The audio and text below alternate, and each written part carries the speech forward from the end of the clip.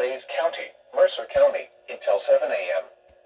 At 6:25 a.m., a severe thunderstorm was located over Portland, moving northeast at 70 miles an hour. Hazard, 60 miles an hour wind gusts and penny-size hail. Source, radar indicated.